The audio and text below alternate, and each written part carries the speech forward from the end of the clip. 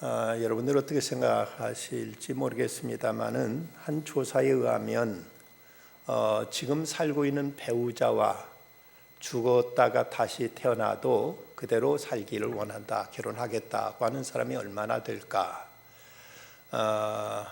조사에 의하면 90% 이상이 아니라고 대답했다고 합니다. 어느 목사님이 그 기록을 보고는 정말 그럴까 궁금해서 교회에서 성도들에게 물어봤답니다. 여러분들 같으면 어떻게 하시겠습니까? 결혼했다가 해서 지금 살고 있는 여러분 배필과 죽었다가 다시 태어나도 그 사람과 다시 살겠습니까? 하고 물었더니 대다수의 사람이 머뭇거리고 손을 못 들고 있는데 한 할머니가 손을 슬그머니 드시더라는 것이죠. 깜짝 놀라서 아니 할머니 그리고 할아버지를 사랑하시고 할아버지를 존경하십니까? 하고 물었더니 이 할머니 대답할 다 그게 그놈이 다 똑같은 놈들이요. 그래도 같이 살려서 길든 놈이 좀 낫겠지? 하고 이렇게 대답하더라는 것이죠. 다 그놈은 아니겠죠. 다 그 사람이 그 사람 아닐 테고 사람마다 다 차이는 있을 것입니다만은 그러나 어쨌든 살아온 사람이 그래도 서로 그동안 살아오면서 서로에 대해서 알아왔기 때문에 전혀 또 낯선 사람 만나는 것보다는 훨씬 어떤 리스크가 적지 않을까 하는 생각은 해볼 수가 있을 것입니다. 여러분 그 배우자를 고르는 기준이 여러분 뭐라고 생각하십니까? 그런 얘기가 있죠. 배우자 고르는 데 있어서 A, B, C, D, E, F 등 영문자로 시작하는 몇 개의 조건들을 얘기합니다. 이 세상 사람들이 고르는 그 기준 가운데 먼저 A는 ability, 어떤 그 사람의 능력을 보고, B는 beauty, 미모, 아름다움을 보고, C는 character, 성격을 보고, D는 디그리, 학위, 학력을 보고, E는 estate, 그 사람의 재산, 유산을 보고, F는 faith, 믿음을 본다고 이렇게 얘기합니다. 어쩌면 가장 중요할 수 있는 faith, 믿음이 그 중에 맨 끝에 있다는 것이 대단히 아쉬운 부분이 있지요. 근데 요즘은 그것도 아니고 그냥 A, B, C가 있는데 A는 아파트먼트, 아파트 있냐, B는 뱅크, 은행에 잔고가 얼마나 있냐, C는 캐시, 얼마나 현찰을 가지고 있냐 하는 이런 조건들, 다들 돈을 가지고 배우자를 고르는 이런 세태를 지적하고 풍자하는 얘기가 아닐까 싶습니다. 대체로 보면 남자들은 여자의 미모에 대해서 최고 관심이 많은 듯이고 여자들은 남자의 어떤 능력에 대해서 가장 큰 관심을 가지고 배우자를 고르고들 있지 않나 하는 이런 일반적인 사회의 어떤 시각을 우리가 생각해 볼 수가 있겠죠. 어느 때 제가 차를 타고 가다가 버스에 있는 라디오 흘러나오는 소리를 들었더니 그런 얘기를 하고 있었습니다. 사람의 행복의 조건이 뭐냐? 거기서 두 가지를 얘기하는 겁니다. 두 가지를 잘 만나야 된다. 그 하나는 배우자를 잘 만나야 되고 하나는 직업 혹은 직장을 잘 만나야 된다. 어찌 보면 너무나 당연한 얘기일 수 있겠죠.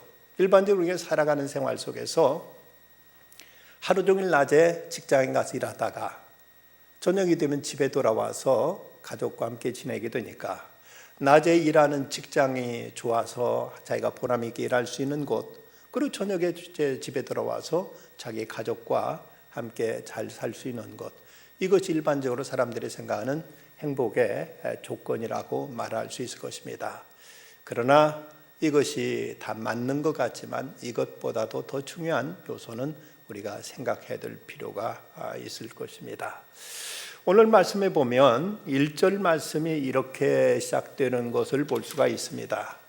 아브라함이 나이가 많아 늙었고 여호와께서 그에게 범사의 복을 주셨더라.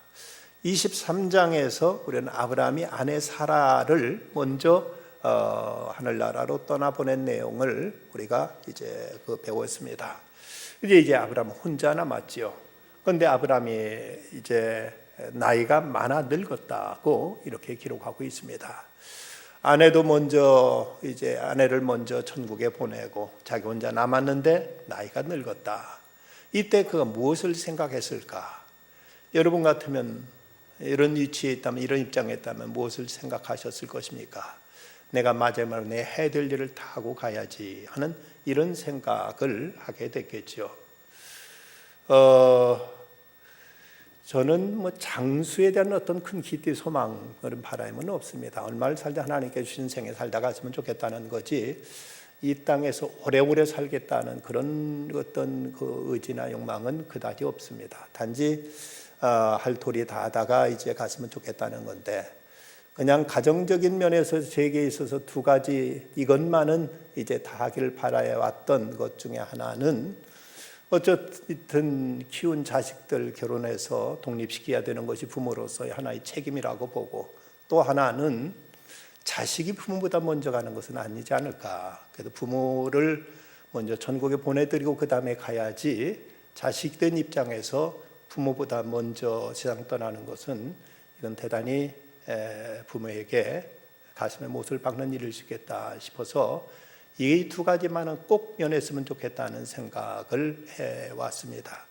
어쨌든 자녀들이야 이제 시집 보냈으니 둘 다 보냈고, 어머니가 98세신데 요즘 몸이 그렇게 썩 여의치 못하셔서 병원에 얼마 한 달 남짓 계시다가 그저께 또 형님 댁을 모셔왔습니다. 물론 다른 것도 많이 있겠지만 최소한의 이제 이 두 가지만은 이제 걸림이 없었으면 좋겠다 하는 것이 제 나름대로 그동안 생각했는데, 아브라함도 그러하지 않았을까? 물론 아브라함 부모에게 문제야 이제 없습니다만은 적어도 자식, 특히 그 사랑하는 아들 이삭의 문제, 이삭은 어쨌든 결혼까지는 내가 지켜야 되지 않겠는가 하는 이런 책임감, 이런 부모로서, 아버지로서 당연한 생각을 그는 했을 것이고, 그 나이가 늙어서 더군다나 이제 아내마저도 먼저 천국에 보낸 입장에서 자기 아들 이삭을 결혼시켜야 되겠다 하는 이런 생각 속에서 자기가 믿고 자기가 이제 부렸던 종을 불러다가 자기 환도뼈 밑에 허벅지 아래 손을 놓게 하고는 그리고 맹세를 시키는 것입니다. 이스라엘 사람들에게 이 허벅지는 남자의 어떤 권위와 남자의 어떤 주권을 상징하는 이런 어떤 이제 의미가 있기 때문에 중요한 맹세를 할 때 허벅지 밑에다 손을 놓고 이제 맹세하는 이런 습관이 있었습니다. 여기서 아브라함은 이 자기 종에게 세 가지를 약속시킵니다. 먼저 아들을 위해서 가나안 족속 중에서 그 아들의 아내, 자기 며느리감을 골라서는 안 된다. 두 번째는 그 셈족인 자기 친척 가운데서 골라야 된다. 저 가나안 땅이 아니라 메소포타미아에 가서, 그곳에 가서 이제 자기 아들을 위해서 며느리감을 골라야 된다. 그리고 또 하나는 내 아들을 절대 그곳으로 데려가서는 안 된다 하는 이 세 가지 단서 조건을 걸고, 그리고 자기 아들을 위해서 며느리감을 골라오라고 이렇게 이제 종에게 지시를 하는 것입니다. 여기서 우리는 배워야 될, 적어도 그리스도인으로서, 신앙인으로서 배우자를 선택할 때 어떤 조건을 가지고 선택해야 되느냐 하는 이 점을 우리는 생각해 볼 수 있겠습니다. 먼저는 영적인 조건으로 하나님의 사람 가운데서 우리는 배필을 삼아야 된다 하는 것이 이제 가장 우선적인 문제라고 얘기할 수가 있겠습니다. 본문 3절과 4절 말씀은 이렇게 기록되어 있습니다. 내가 너에게 하늘의 하나님, 땅의 하나님이신 여호와를 가리켜 맹세하게 하노니, 너는 내가 거주하는 이 지방 가나안 족속의 딸 중에서 내 아들을 위하여 아내를 택하지 말고 내 고향 내 족속에게로 가서 내 아들 이삭을 위하여 아내를 택하라고 이렇게 아브라함은 엄히 그 자기가 믿고 부리는 종에게 이렇게 이제 지시를 하는 것입니다. 반드시 하라노 가서 그 딸 중에 며느리를 선택하라. 이것은 이제 그곳에 믿는, 지금 이 자기가 살고 있는 이 가나안 땅, 이곳은 믿는 사람들이 없었고 이건 모두 이방인들이었고 우상 숭배를 하는 사람들입니다. 그러기에 절대 이곳에서는 이제 내 아들을 위하여 아내를 고르지 말아라. 반드시 내 고향 땅에 가서 그곳에 가서 이제 내 며느리감을 고르라 하고 이렇게 말합니다. 여러분들은 이 결혼 문제에서 물론 이 자리 결혼하신 분들이 대다수겠습니다만은 아직 미혼이신 분들은 적어도 내 배필로서 어떤 사람이 된다는 이 조건이 있다면 그것은 가장 중요시 여기는 조건이 뭡니까? 아니면 또 결혼하신 분 같으면 적어도 내 며느리 아니면 내 사육감을 위해서 첫 번째 조건은 무엇이다 하는 그 조건이 있다면 그걸 여러분 무엇이라고 생각하십니까? 어떤 사람은 그렇게 이제 변명 비슷하게 그렇게 이제 둘러대는 사람도 있지요. 설사 안 믿는 사람하고 결혼해서 그한테 전도하면 될 것 아닙니까? 하고 말하는 사람들이 있습니다. 여러분 어떻게 생각하십니까? 전도하면 되지 않습니까? 그 말이 진실이라면 결혼하기 전에 전도하십시오. 그래서 믿게 해놓고 그리고 나서 결혼하도록 해야지 나중에 결혼한 다음에 천천히 믿게 하겠다. 이것이 인간의 의지대로 되는 문제가 아닙니다. 내가 내 남편 혹은 내 아내만은 꼭 믿게 하겠다. 물론 우리가 아직 믿지 않은 상태 두 사람이 결혼했다가 여자나 남자나 어느 한쪽이 먼저 믿게 됐을 때 그때는 당연히 이제 전도해야지요. 그런데 결혼하기 전에 그냥 이제 일단 결혼부터 해놓고 그리고 나서 나중에 서서히 믿게 하겠다고 생각한다면 이건 대단히 위험한 생각일 수 있습니다. 믿음은 모든 사람의 것이 아니라고 했습니다. 누구나 다 전도한다고 다 믿는 것은 아닙니다. 아무리 권해도 별별 수단은 다 해도 안 되는 사람은 또 안 될 수 있습니다. 그러기에 이런 문제에서 우리가 쉽게 양보하거나 이것을 우리가 적당히 그럴듯한 이유를 가지고 이제 이것을 간과해서는 안 될 문제라는 얘기입니다. 어떤 분은 또 그런 얘기도 합니다. 그 사람은 종교 문제만 다를 뿐이지 다른 건 너무 잘 맞아요 라고 이렇게 말하는 사람도 있습니다만은 그 사람에게 묻고 싶은 것은 그럼 그에게 종교란 도대체 뭔가? 신앙이란 도대체 뭔가? 여러 가지 많은 것 중에 그 중에 하나인가?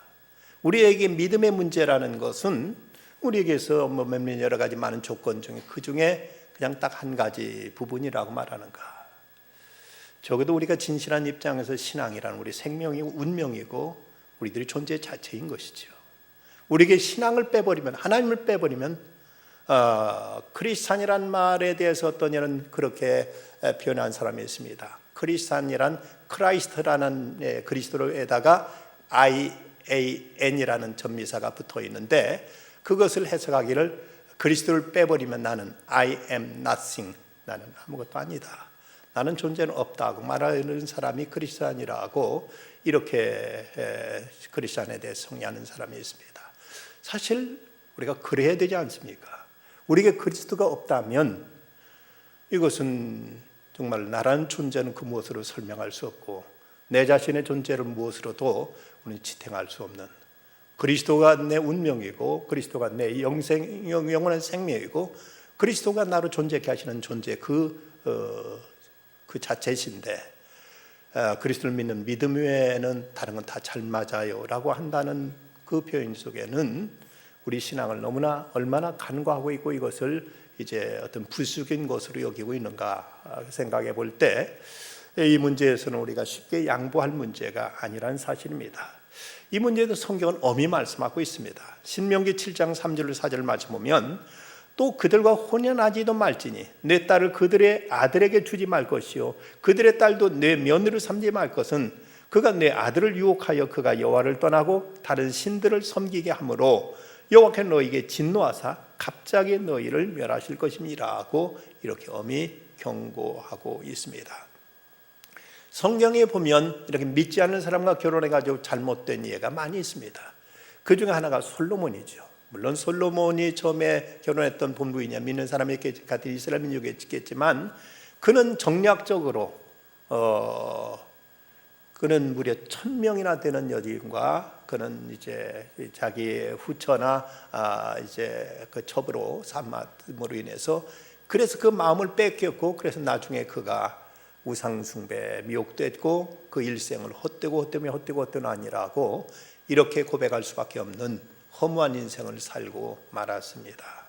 삼손의 그 모습은 얼마나 비참했습니까? 가나안 여인을 가까이에서 그가 이제 들리라라는 여인과 거기에 치마폭에 빠져서 두 눈이 뽑히고 머리가 다 잘리고 짐승처럼 이제 연자맷돌을 돌려야 했던 그의 운명을 보면 그의 운명은 참으로 비참했던 그 이유도 믿지 않는 이방 여인을 가까이 했기 때문이었습니다. 들리라라는 이름의 그 다른 표현은 딜라일라, 조영남 씨가 불렀던 배신녀라는 그 딜라일라가 들리라에서 나온 말이죠. 이처럼 이방 여인과 가까이 하는 문제. 롯은 그는 자기의 사윗감들 모두 다 그 소돔성 안에서 골랐다가 그들은 소돔성이 불탈 때 그곳에 함께 죽었고 그 소돔성의 문화, 그곳의 어떤 이제 그 풍습에 따라서에 의해서 두 딸에게 강간당하는 이런 비참한 시대 같은 것도 이런 분명한 결혼에서 원칙을 그는 갖지 않았기 때문에 이런 비극적인 이제 인물이 되고 말았습니다. 이스라엘 백성들이 광야를 지나던 때 발람의 그 유혹에 의해서 이스라엘 백성들이 모압 족속들의 여인들과 행음하게 된 사건이 시딤에서 일어났고 이 일로 인해서 이스라엘 백성들이 전염병으로 24,000명이 죽어나가는 이런 무서운 재앙도 이제 이방 여인과의 잘못된 관계 속에서 나타났던 일이었습니다. 이런 점에서 우리는 배우자와 신앙이 우리가 하나 되지 못하면 운명이 하나 되지 못한다. 우리가 운명이 하나 될 수 없다는 사실을 생각하고 이것은 우리에게 절체우선적인 문제요. 가장 우리에게 절대적인 조건으로 우리는 이 문제를 가장 심각하게 다뤄야 된다. 만약 믿지 않는 사람과 사귀었다면 어떻든 그는 믿게 하고 나서 그리고 결혼해 해야지 나중에 믿는데요 라고 말하고 그 말을 또 받아들인다면 그런 말들이 있죠. 낚시꾼이 물고기 잡을 때나 낚싯밥 주지 물고기 잡은 다음에 낚싯밥 주는 낚시꾼 본 적 있느냐. 남자들이 결혼 전엔 별별 소리 다 해도 결혼 일단 하고 나면 그 말 시건하는 경우가 허다한데 결혼한 다음부터 천천히 교회에 같이 나가주겠다는 말에 속을 것이 아니고 그 전에 믿게 하고 그리고 이제 하나님 축복 속에서 가정을 이루어야 할 것입니다.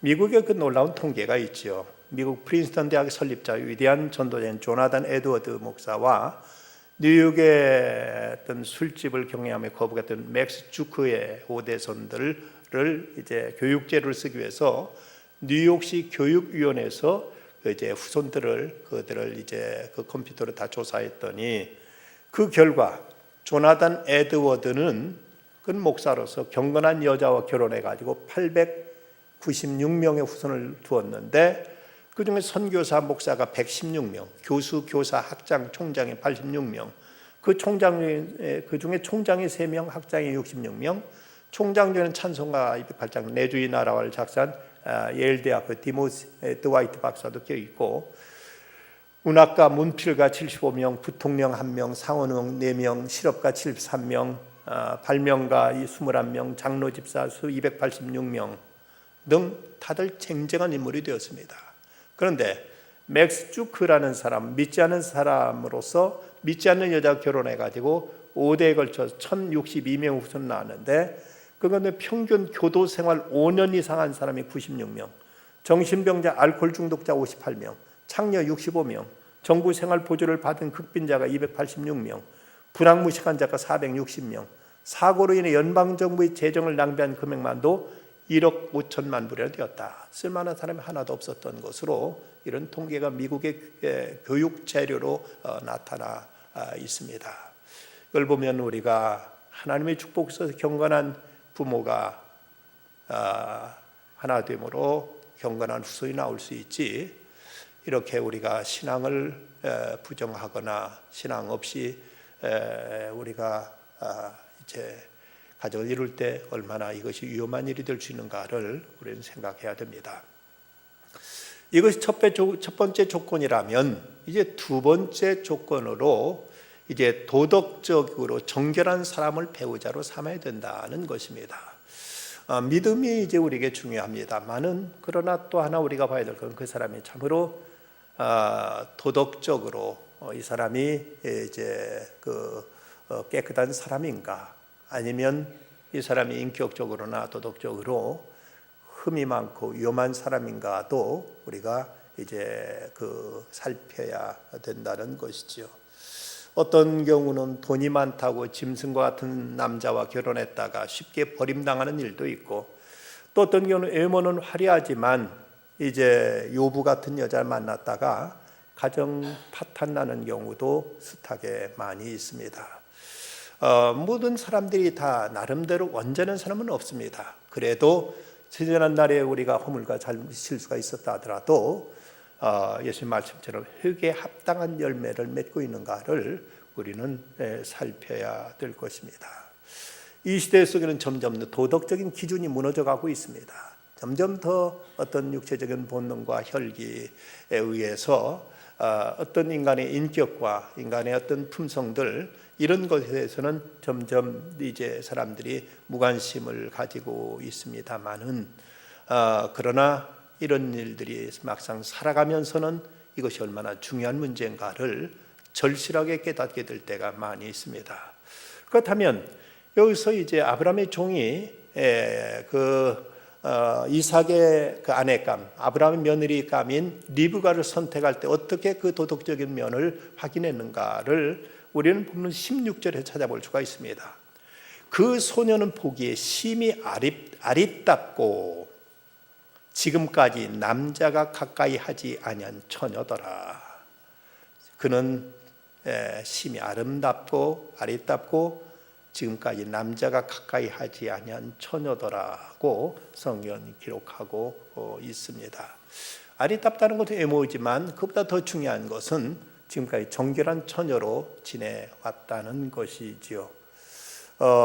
도덕적으로 깨끗하고 정결한 생활을 해왔던 것을 여기서 분명히 말씀하고 있습니다. 요즘은 이런 문제에 대해서 아무렇지 않은 듯 몇 사람을 사귀든 몇 남자하고 몇 여자하고 이렇게 교제하든 이것이 아무렇지 않은 듯 이제 이런 문제에 대해서 소위 성해방이라는 이런 시대적인 조류에 의해서 문제가 아닌 것처럼 이제 오도되고 있지만, 그러나 실제로 가정이 깨어지는 가장 큰 이유는 바로 이런 문제에 있어서 어떤 부도덕한 남자가 정절을 지키지 않고 자기 아내에게 성실하지 않고 아내가 또 자기 가정과 자기 남편에게 순결하지 않음으로 인해서 이런 일들로 인해서 가정이 깨지는 경우들이 얼마나 많은가를 우리는 이제 이 시대의 현실 속에서 이런 것을 우리는 똑똑히 볼 수가 있습니다. 그런 시리즈까지 생겼다고 하지요. 30대 애인이 없으면 1급 장애자, 40대 애인이 없으면 2급 장애자, 근데 50대에는 애인이 있으면 가문의 영광, 60대 애인이 있으면 조상의 음덕, 70대 애인이 있으면 신의 은총이라는 이런 해괴한 말들까지 나돌 만큼 이런 것이 마치 애인을 두는 것이 무슨 자랑거리인 양 여겨지는 이런 세상입니다만은, 그리스도는 이런 철학을 단호하게 배격하고 거부해야만 되는 거죠. 부부 화평은 서로 깨끗함이 없이는, 서로 신뢰가 없이는 결코 이루어질 수가 없는 것입니다. 사람이 취미는 달라도 같이 살 수 있습니다만은 그러나 도덕성이 다르면 결코 같이 살 수가 없는 것이죠.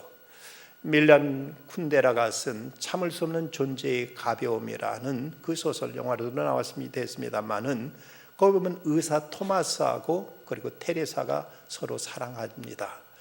그런데 그 토마스는 이 테레사를 그토록 사랑한다 하면서도 또 다른 여자를 만나고 또 다른 여자를 만나고 아무 여자나 만나는 겁니다. 이걸 가지고 이제 테레사는 견디질 못합니다. 당신 어떻게 그럴 수 있느냐? 당신이 나를 사랑한다고 하면서 어떻게 또 다른 여자를 사랑할 수 있느냐? 근데 토마스는 여기에 대해서 아주 태연합니다. 그게 뭐가 문제냐? 내가 다른 사람은 어찌할지언정 당신을 사랑하는 것이 사실인데 그것이 뭐가 그렇게 대수냐 하고 이렇게 이제 반문하는 겁니다. 여기에 대해서 이제 테레사는 도저히 견디질 못하고 끝내 총으로 이 토마스를 쏴 죽이고 맙니다. 그것의 제목이 시사하는 바가 크지요. 참을 수 없는 존재의 가벼움.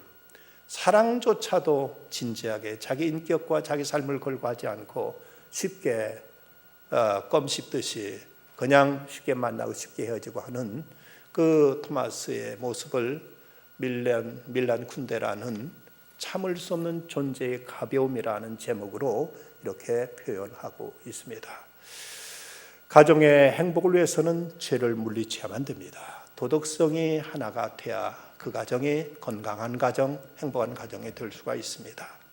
그런가 하면 또 하나 이제 서로 사랑으로 섬기는 이런 이제 관계적인 조건을 우리는 생각지 않을 수가 없습니다.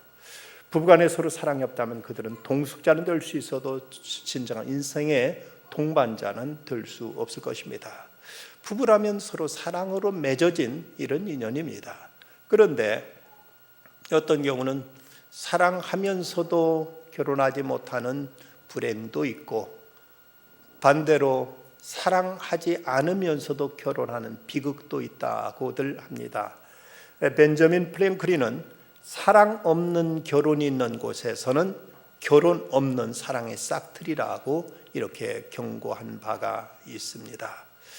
그런데 우리가 사랑이란 감정 그것만을 너무 절대시해서는 안 됩니다.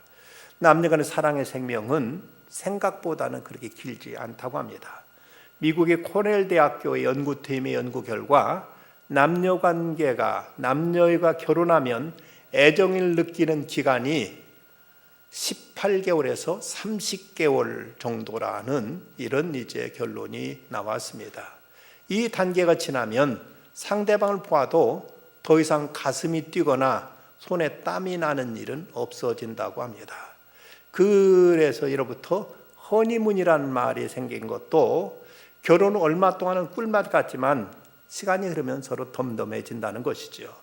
결혼 후 3, 4년이 지나면 파경을 맞는 부부들이 늘어나고 있는데 부부의 그 결합은 언제까지나 이런 감정적인 것만 가지고 따져서는 안 됩니다.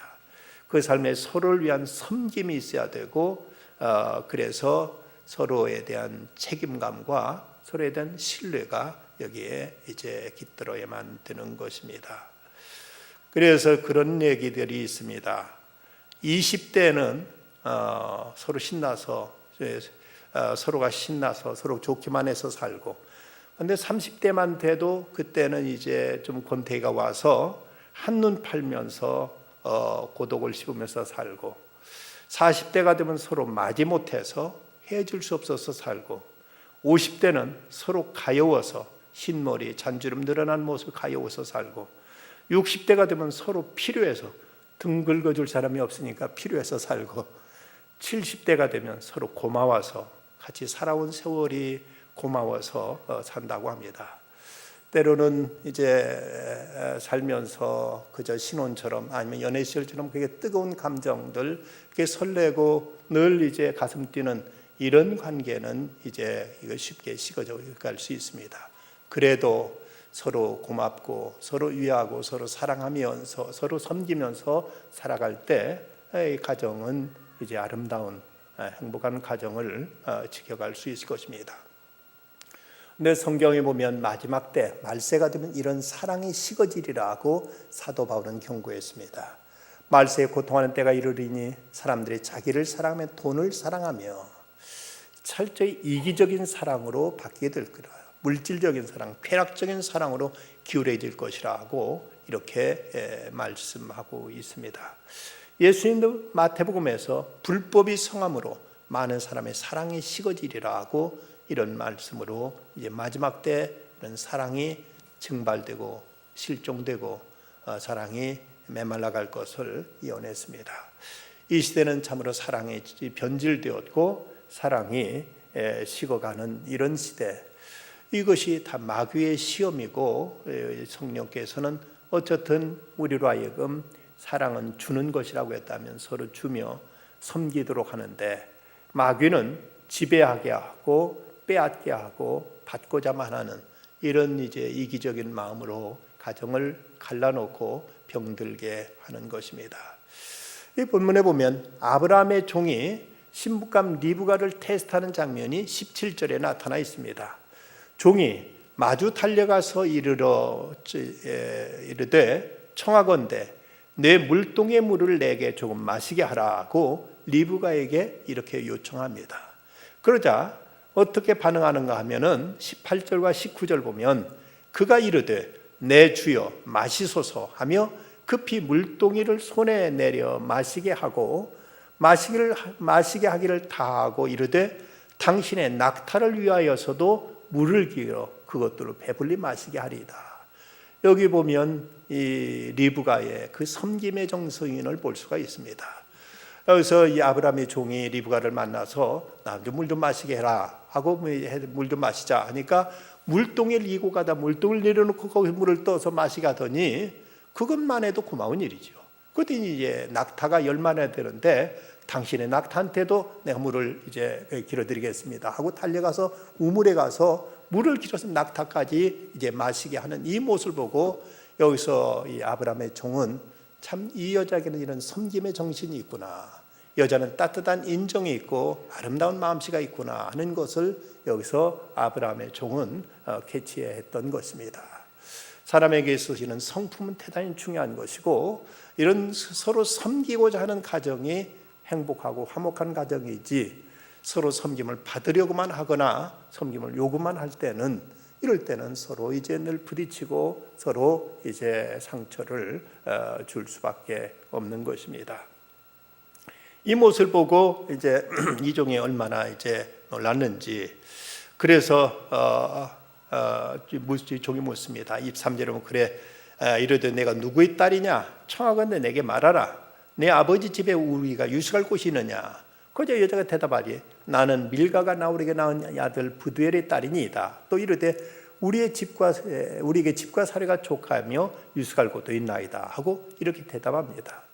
그러자 26절 27절에 보면 이에 그 사람이 머리를 숙여 여호와께 경배하고 이르되 나의 주인 아브라함의 하나님 여호와를 찬송하나이다. 나의 주인에게 주의 사랑과 성실을 그치지 아니하였사오며 여호와께서 길에서 나를 인도하사 내 주인의 동생 집에 이르게 하셨나이다 하니라. 하나님께 감사드리는 것, 하나님께 이렇게 선하게 순적한 길로 인도해 주셨다고 하나님께 감사하는, 이미도 이 아브라함의 종은 이 일을 위해서 기도한 장면이 12절에 나타나는데 이제는 감사의 기도를 또 드리고 있는 걸 보면 아브라함의 종은 이 일을 이루기 위해서 하나님께 간절히 기도했고 이렇게 하나님께 선한 길로 인도하시니까 또다시 하나님께 감사의 기도를 드리고 있는 모습을 볼 수가 있습니다. 우리가 기도해야 될 것이 많지만 결혼을 위해서, 배필을 위해서 무엇보다도 이제 기도해야 될 일이죠. 부모로서는 이제 자식의 며느리, 아내를 위해서 또 딸의 그 남편들 사위감을 위해서 기도해야 될 것입니다. 러시아의 어머니들은 아이 자식들에게 그렇게 말한다고 합니다. 얘야, 내가 전쟁터에 갈 때는 내가 한 번 기도해라. 그리고 거친 파도를 헤치고 이제 바다를 항해할 때는 2번 기도해라. 그리고 내가 결혼하게 되거들랑 그 일을 위해서는 3번 기도해라.